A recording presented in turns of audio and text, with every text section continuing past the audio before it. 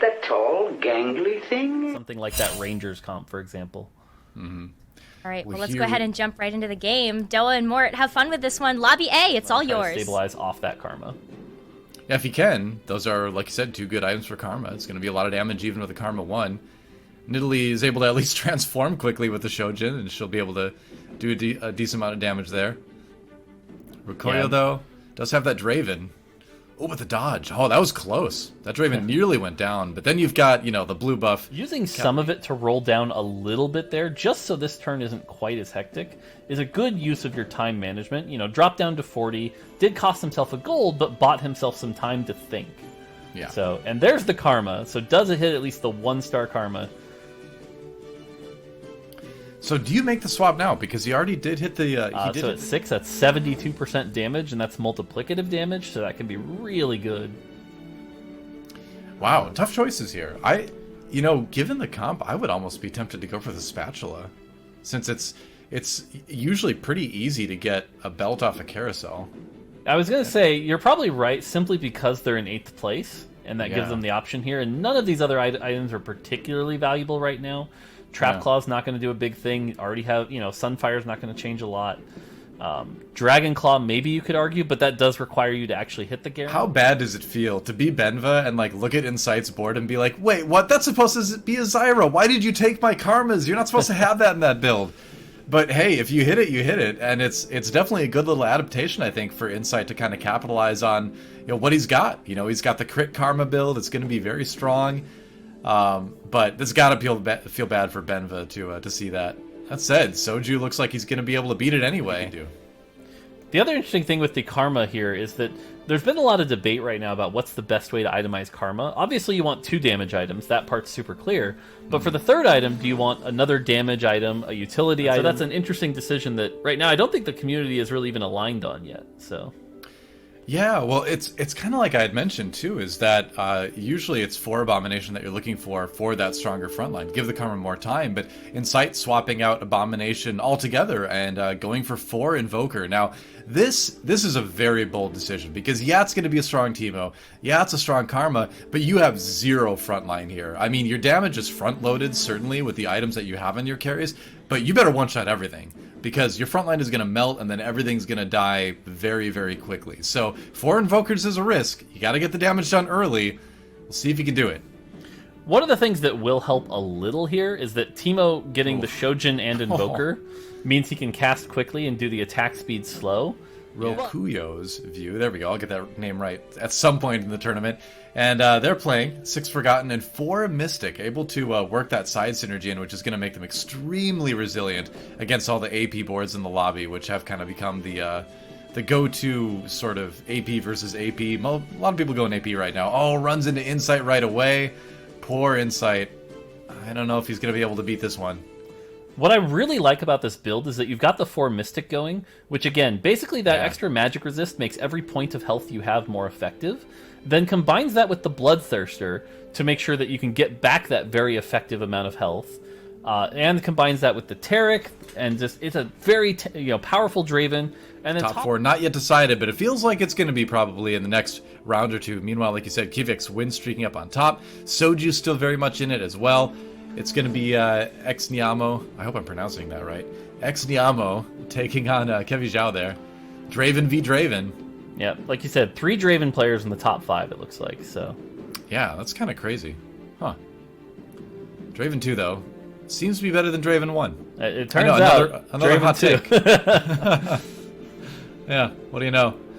5th place for Kevi Zhao. I don't think that's going to change. Yeah, Kevi Zhao. No, actually in 4th place.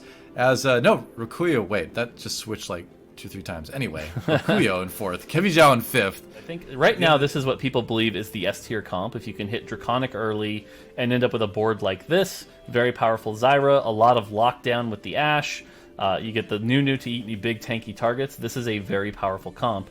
Soju on the other side, we talked about it earlier when he had the Risk Thirster and things like that, ends up with a pretty typical Jax comp. But as you see there, Nunu just eats the Jax, has a delicious Ironclad meal, and that will probably spell the end for that fight, unless poor Mordekaiser can 1v6, but I don't think it's in the cards here.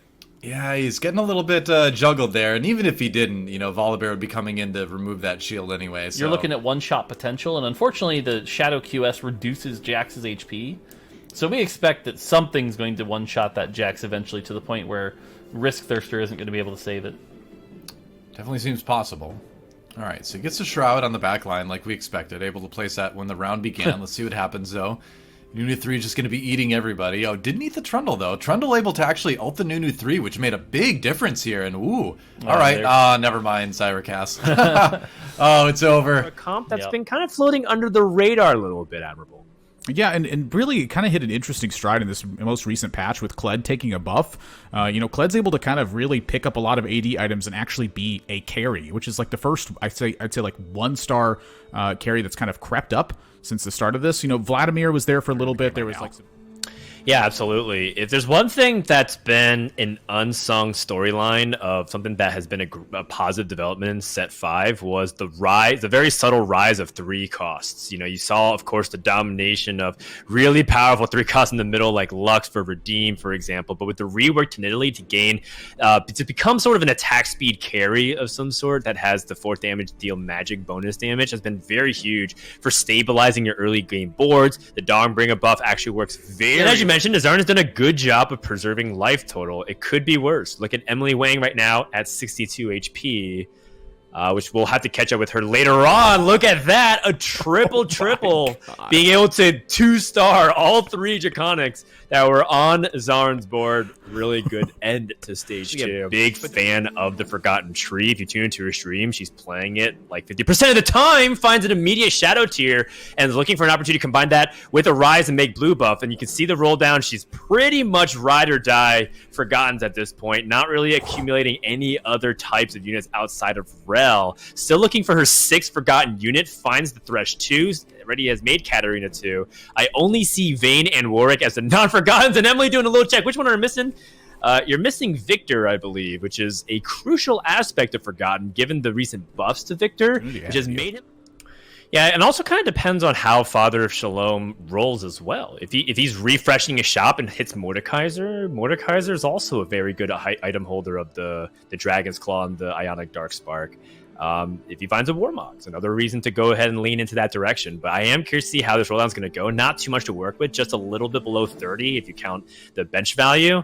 And already has some upgrades, but his composition needs to start hitting some better stuff overall, because a lot of other people have been greeting for their roles, or they're streaking like Iniko is and trying to keep up their momentum that way. And so far, 5 Yasuos, that's cool, that's promising, but we do know that other people are playing Yasuo in the lobby, so that's going to make it a little bit more difficult. Here's an interesting option, though, because we do have the Jax in the shop and the ability to start leaning into skirmishers, but for now, it seems like Father Shalom's going to just prioritize trying to keep himself healthy and stable, slam a couple of these items. Guardian Angel, totally fine item on Yasuo. Going up against Emily Wang, who does have the Forgotten a little bit more developed with that Rise 2 and that Dark Blue buff.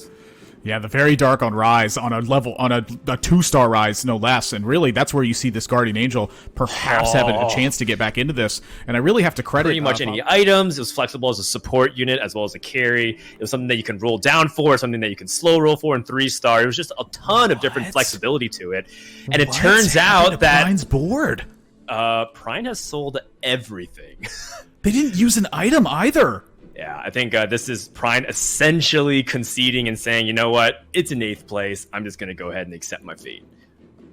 But the Karma build, it just takes so many things to line up. Whoa! It's perfect. Another Dawnbringer emblem gets found for an 8th Dawnbringer that's being placed into play. But in order for Garen to show up and for this to be a big deal, that's really a major key part. Right, but usually you do tend to see the top 4 pretty closely developed at this point. Speaking of the development, Ruel chose to roll down, is on the verge of Riven 3, just looking to see what ends up happening. Sometimes you do get the champion just natural off of orbs, but does end up pulling the trigger on it anyways.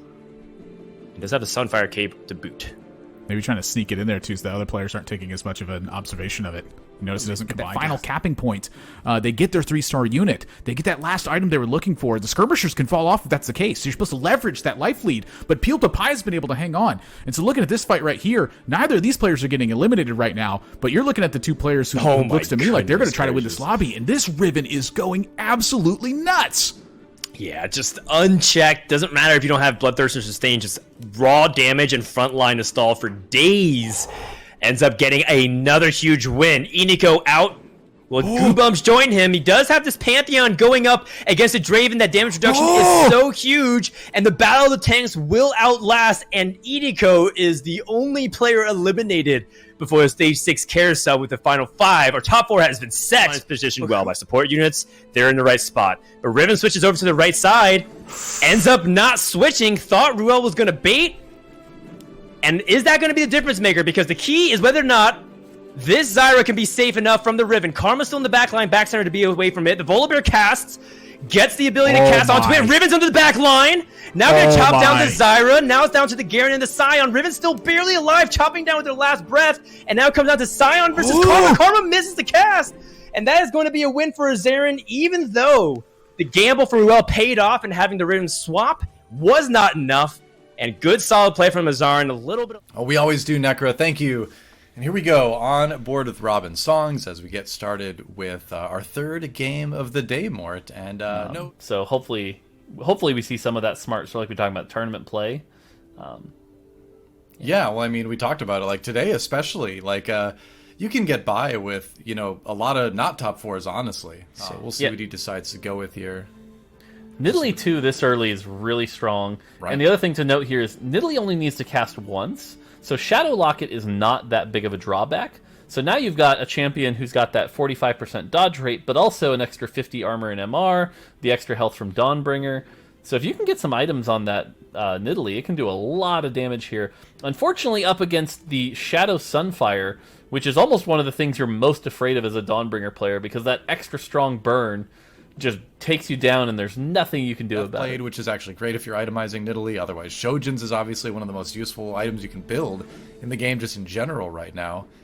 So where Broccoli still isn't really committed to something per se, you can make a couple choices here.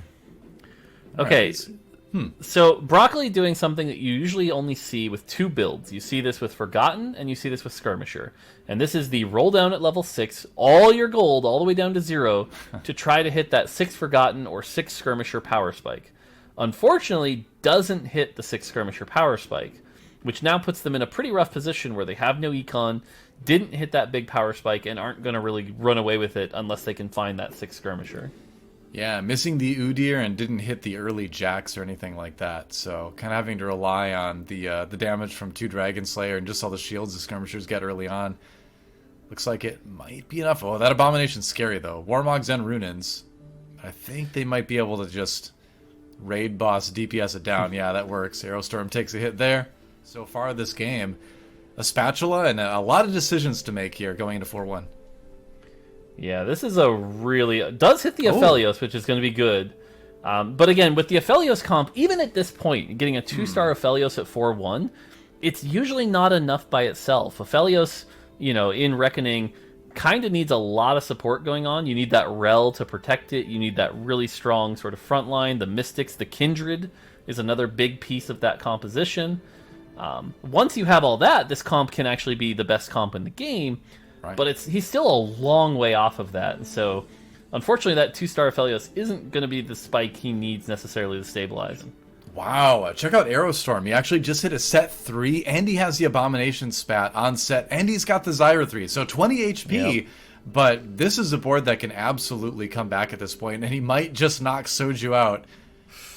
I mean, I think Soju's gone. It's not looking good. That monstrosity is going to be big. Adding a 3-star champion to it as your 5th Abomination is terrifying. Yep. Yeah, and Soju 1 barely HP. Alive. Oh, this one's really rough. Ooh, Lux into the Draven. Whew. Yeah, I was going to say, with the Draven 1 and a Rise 1, I think a lot of players would lean towards that loaded dice, but he made what ended up being the right choice. Able to put a Frozen Heart on the Viego as well, which is going to help. GV8 out in 8th place. Wow. That's kind of shocking. And Soju actually on a win streak now. Definitely one of the stronger versions of the Forgotten comp that we've seen today. There's Broccoli, though. He's playing that Aphelios build. And those items are looking pretty good, but are they good enough to take out Forgotten? It's so much damage from that Aphelios, so with that last Whisper and the Deathblade stacking up. Yeah, the challenge here is that he doesn't have the kindred. It is. It is enough. Barely enough. Risky, but thankfully, the Aphelios comp does really well into Draven because Draven is a very front-to-back comp. He has to go all the way through the front line before he can even start to touch the back. So, oh my god, you gotta do it. You gotta do it. Force of Darkness. Let's go. Come on, 53 HP. You're fine. So I like this play a lot, but I don't think you slam it here. I think the play is you wait a round or two, let it play out so that you don't take any bad damage from a bad matchup here. And if you drop down below 30 HP, then you slam it and make a statement and get the win. So he still doesn't have to slam this Force of Darkness. Yeah. But he's gonna do it. Here we go. But he doesn't really have much gold to include things with. So you got the Warwick in there, but spots. I guess so. We'll see how useful this ends up being. Here we go. Yeah, I mean, this definitely makes it. This is going to decide it. So yeah, the inflated damage from the Force of Darkness. Draven moving up really far here, but output nope. All the monstrosity's down. He's got it. Wow, he did it. And I don't know if you could say that was because of the Force of Darkness, but you know what? It certainly can't have hurt anyway, and so that will be a win for Forgotten in Ruel here in game number 3. Defense is in order to supplement yourself against it, on top of the fact that it gets stacked so high in terms of how high its cap is. It's just hard to defend yourself against, and it's pretty easy to put together if you get some pieces rolling. Well, I would love to see that if Archangel's is. That's saving a lot of life over on Buzzyboo's side. Person that has a lot of life right now, but no meaningful streak yet, although piecing a good 3 dub in a row, is Spencer. Spencer, known as being one of the players in that core group of 4 that actually got signed by Invictus Gaming with Goobums, Nubal, and DQA. But it does seem that Spencer, one of the players who's just one of the young guns, very talented, very fast, often has remarked that sometimes playing TFT without multitasking, say watching Netflix on the side or doing homework, is a little bit too slow paced for him. That's how fast these Zoomers can go sometimes. And I believe it. When you watch this kid roll down, that's what I'm playing in. He was forcing assassins, like just forcing it through game after game after game. And as you mentioned too, the lightning fast pace of getting through on the rolls was just unbelievably fast. Like I couldn't keep up watching it, let alone managing that myself. It was something to behold. Well, he is going through a 3-1 roll down. This is a unusual move you don't see as very common in the meta, largely because if you look at his EXP bar, it's 2 out of 36. A very common interval is 3-2 instead, but he wants to get early peaks. Usually this is a nod because you're trying to preserve your win streak, so you're leveling early. You can see he's on a 4 streak, potentially going against Rokuyo, which he is, and right now it's a battle between 2 players at level 6. We'll see if that was a difference maker, because that is a very strong board on the other side. Yasuo goes down, so Spencer wants to FF. He rolls down, he knows he's losing his win streak because of the Katarina 2, destroying his entire front line. And that is a devastating loss, to say the least, here for Spencer. But maybe, just I'm in this image and I feel attacked.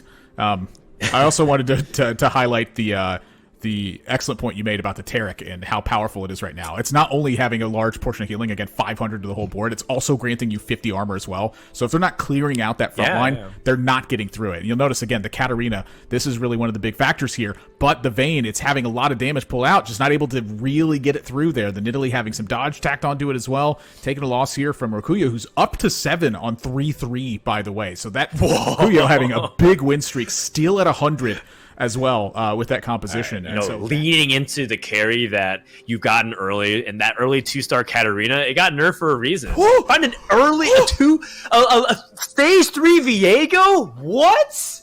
I don't think I've ever seen that. That's ridiculous. Oh my gosh, that's disgusting. 9 hit points. That's a far cry from a first place looking position. Oh no, the Garen gets Zephyred. Spencer on it. That Garen's not able to get the cast immediately, but the Volibear Garen combination on 7. This is such a deadly lethal poison to skirmishers, because Garen will shred the amount of MR from the front line and be unkillable, and Volibear will remove the shields. So Spencer, despite rolling down a huge amount of gold in a situation like this, going up against The Skirmisher board here from Spencer does have Jax with that sustain item. That Wrist Thirster is a very big deal. Hopefully that Mordekaiser can stall for a little bit longer. Nope, goes down immediately.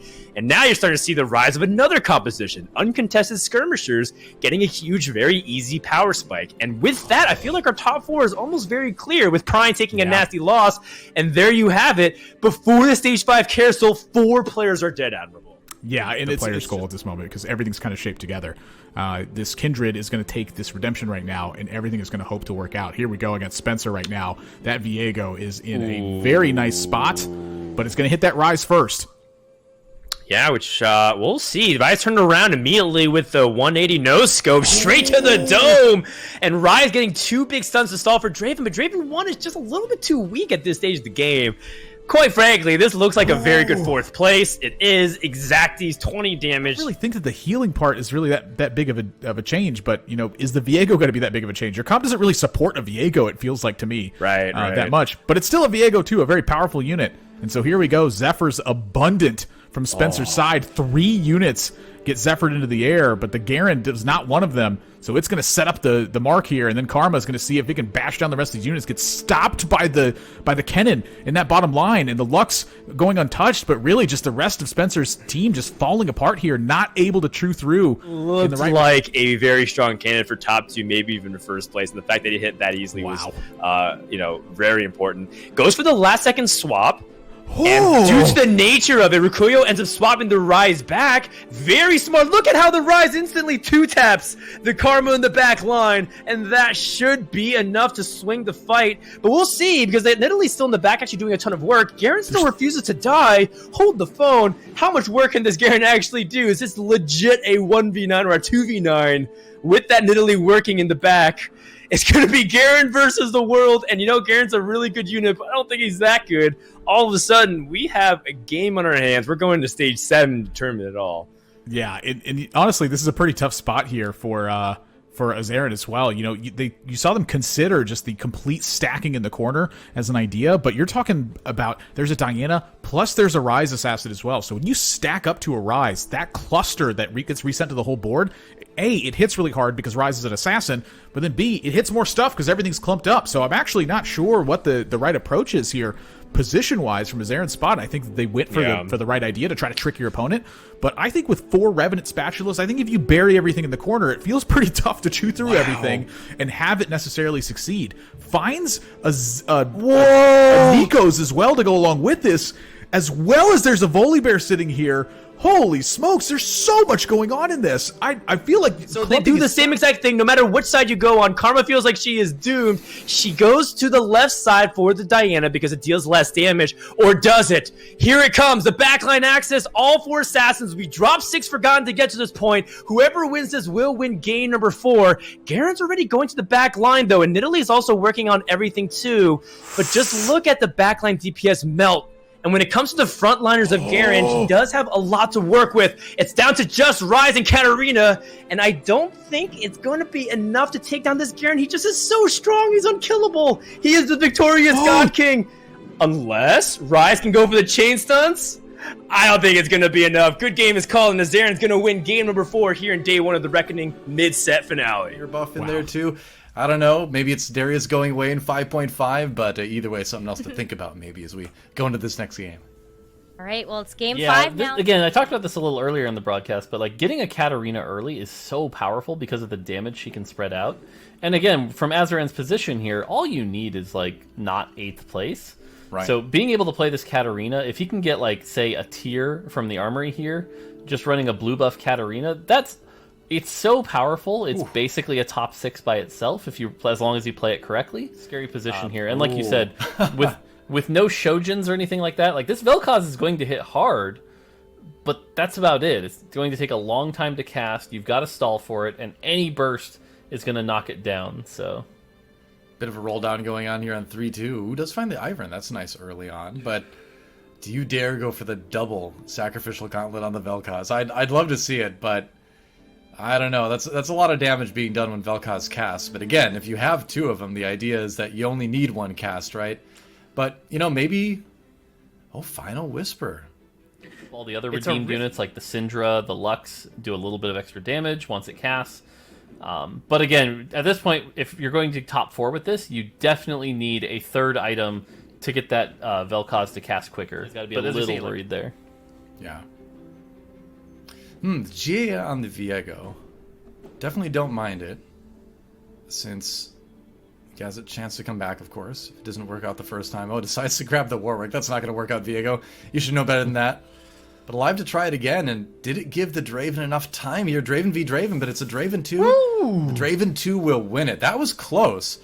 Spencer Musil, I'm probably pronouncing that wrong, but still alive with 1 HP, still doing pretty well here. Win streaking 1 HP in a dream. They're at 22 points right now. They're in the middle of the pack, I guess we'll say. Yeah. And could certainly use a good finish. Spencer. This is a tough matchup because you have a Draven up against the Shadow Locket with no way to pierce through the armor, and it looks like the Viego on the Draven, but still manages to do pretty well here. That is a 1-star Draven, but it is a very high damage 1-star Draven. Yeah, and bench, there's no more Yasuos, so we're not seeing the 3-star version of this comp, and the 2-star version really struggles to seal the deal. Thankfully, he built up such a lead with that full win streak stage 2 and stage 3 that, we're looking at a pretty much guaranteed top 3 here. So that at least feels good, but I'm skeptical that this can turn into a win. Yeah, but Robin Songs at this point, 27 points on the day so far. I don't think he's super concerned about getting first as he knocks Spencer out, unfortunately. But, look at that. Mysel out in 5th, Spencer out in 4th. So we've got our top 3. There was a bit of a gap HP-wise, so not surprising to see it end up this way. That was, again, another really big pickup that allows it to hit a secondary target, gain extra health, and not be necessarily stuck on that front line quite as long. EA reses you with, I think, 70% of your health back. Yeah, and so when you're a 3-star with that much health, that is you hit that synergy anyway. Yep. You hit the trait. All right. And either he or Azarin probably getting knocked out this round. We'll see. Going up against each other, so one of them is definitely going out. Yeah, and again, if you just watch this Pantheon's health bar, it's still up there, it's still going. He's finally going to drop here. He's finally dead, but then it's going to come back with a massive amount of health still. And the fact that you have to chew through that twice, it's a lot of health to chew through on items. Yeah, that's huge. So yeah, so it's going to come down to positioning in a lot of these rounds. Viego jumping right back to the middle. It's going to jump on the Lulu first, and if that gets stolen, that's not the biggest deal ever. Oh, and the polymorph comes through anyway. Yeah. Poor Viego. Oh, Viego 2 doesn't get to do anything. That's so rough. The Draven just tearing away, but it's taking too long to kill the Pantheon. He finally does it, but the Mordekaiser comes in. So much health to chew through on the other side. The giant Nightbringer shields on top of it. So, this is really just a matter of who can match it better and who can do the burn down quicker. Yeah. And honestly, it's silly, but even though it's a Heimerdinger that's not adding a ton here, just that little bit of time and that little bit of health to buy time for this Draven to just keep pumping out that damage might be the difference. Certainly could be. You ask why not put in a Volibear one? Well, against this board, that Volibear probably would not live long enough to cast. So at least with the Heimerdinger, you've got a chance here. But that board for Azarin really slowed up this time, and now the Draven getting a lot of time, and if it's only the Pantheon left, he should be able to finish it off. Yasuo in the back line, still doing a bit of damage, but not enough, and there it is. Father of Shalom gets a much-needed victory, if only for the sake of raising morale a little bit. But in game number 6, a couple players in Lobby B are on the cusp of making it to the top 24. And we're starting off a little spicy here, an all-tier and glove carousel with a cameo of one other component in this case. A little bit more of finding Nunu and finding Zyra as well. And he goes for the double level here as well. And this, Dan talked about it right ahead of time. This is the kind of approach you need to be having when you need these big finishes. You cannot afford to be hanging around and taking these I'll take a little bit of a loss streak position here. Soju needs a strong finish, and the way you have a strong finish is you take some strong risks, and this is definitely one of them. I love it. And it's a level 5 diff. This is a Shadow Rune's Hurricane Riven. Very world. In TFT, I like to say is very often he finds a set, and he has the Draconic and the Nunu for Brawler, and Draconic shows up. Soju taking the big risk, and he sees the payoff. Shadow Rod, but it does lend itself to the ability to make a Shadow Locket of the Iron Solari. Now we see the level 6 rolled, and then we talked about passing over Forgotten units because we found the Skirmishers, finds Pantheon again, still looking for a 6 Skirmisher. Had we gone for the Forgotten route, we would have even hit the Draven. Lots of offering, but how many times have we been in this situation where it does feel like you roll down all the way? And does mention on multiple occasions, even though it feels like set 5 has largely defined the playstyle to commit to a comp early in stage 2 and 3, he still tries to stay as flexible as possible. He's even leveling the 7 on 3-5 and rolling down to 0 to see if he can hit anything to give him that direction. And he does put in a couple of skirmishers instead. What do you think about this, Nathan? I mean, there's other players that are leveling as well when you see this spot. And, you know, as far as Goobams is concerned, it's just make sure that you don't lose this win streak. If you queue into one of these players like Ruel, for instance, who's at 7 with 40 gold, you know, you losing to them suddenly breaks that entire advantage that you've been having right now. Right now, the win streak is Goobam's economy. So leveling to 7 here and picking up a big win, I think. Lobby, Kivix, a player that's very safe at 34, who's just been rerolling all day, kind of feel like he's trolling, and he is! Leona 3. Wow. All right, okay. Well, Kivix is off playing sandbox mode. He thinks he's in 1v0 on PBE right now. Goobams is literally putting in whatever is the strongest variant of what he's hitting. And if you think about it, he's really maximized the strength of the best 3-cost tank in Pantheon, the best 2-cost utility unit in Victor, and then really flexing around that. And it's just a really good... this is good TFT! Can I just say that? This is good teamfight tactics for the personal computer. Yeah, you're allowed to say that, Dan. Yeah. I mean, I'm happy to see it. He's streaking. I mean, right now, it seems clear that Goobams is not rolling on 7, trying to see if he can go for a fast 8. And a lot of top players love that. The less you can roll on 7, the better. But a lot of times, it's an important necessity in order to stabilize. And Goobams is just rolling. Let the good times continue. 4-2, 11-round win streak. Report that afterwards. To me, it's looking like Nidalee and Riven are going to have to be a bit of all-stars for this composition until maybe some caster items show up here. Yeah, this is awkward. Well, first of all, we're going up against a 3-star Leona, 3-star Aatrox, and a 3-star Callista. And Kivix still loses. Okay, so there we go. Reroll Legionnaire redeemed is not a real thing. It's fake. It's not 100% that Aphelios is going that way, but there's been a hefty gold plan that's been taking place here. And as you mentioned, the Brawlers have fallen off, so it's time to get something going. Yep, and doing the transition, but while he has PvE, right? So this is a nod to the fact that Soju recognizes that as much time as he's put it in, as good as TFT as he is currently, he does not have a lot of time at his disposal. That is the resource that he's fighting against. Also, he did sacrifice a little bit of gold in this process. But now we start to see if he can put this together. He needs to find Kindred. The most important aspect of the Ranger Mystic composition is being able to find the 4th Ranger, and you're not really trying to prioritize Vayne. Not to mention, Vayne's chances are pretty low at this point because it's 15%. So Soju's going to continue to roll. Now that he has his board set in place, he finds the Vayne. He picks it up just in case, but he sells it because you can see that it's not the high priority. He needs to hit Kindred here, and he doesn't have much gold left to do it. And Kindred's not getting hit here either. This is looking kind of tough. So now, where does Soju want to take this at the moment? Rise is, playing a stand-in role for that, but there's not even a second Ranger in play at the moment. Right now, it's stack up some Mystics, get a third Nightbringer. This isn't exactly like the cleanest spot to be in, but there's no more gold to work with. And so I look at a spot like this, and you'll notice he's trimming down the board a bit, and that's partly due to the Darius being able to shred some of this armor. But that's a big hit that Soju's for a lot of people. Insight take big damage because the Shadow Fawn has led to big losses. He's actually quite strong despite being at 11 health. Going up against Soju's composition, but not positioned, and this is the Ghost, so he doesn't get the chance to eliminate Soju. So even if he wins, it's about survival for Goobams. Right now, the Aphelios is in the back, not being challenged. There's no Last Whisper from what I see from Soju's side, so the front line is holding off for a very long time. But it's not like Goobams has the biggest amount of damage from the backline either. No. The 4 Spellweavers end up crushing. He loses to the Ghost of Soju. He takes -2, though, because of the Ghost not being there. And Soju took a -3. Insight wins. Anything less than a first place was completely unacceptable from Insight's perspective here. Even with a first place finish, it's still difficult to make day 2. But this is the kind of composition I think that you can go for when you have to have a first place finish. This composition does nothing if you don't 3-star these units.